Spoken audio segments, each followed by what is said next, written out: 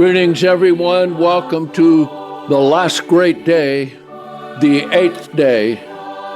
And what a feast that it has been and always is, because God's Word is always new, it's always ancient, it's always true, it's always right. And all of the opinions of all men everywhere are null and void.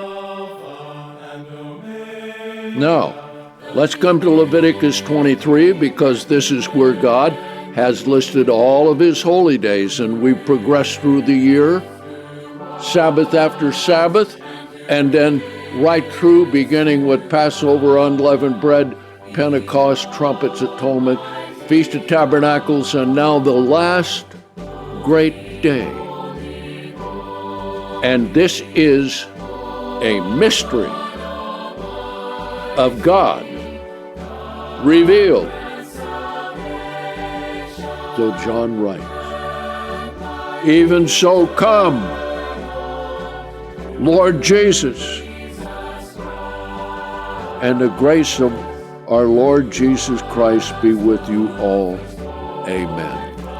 So that is the great mystery of God revealed. Thank you for coming to the feast.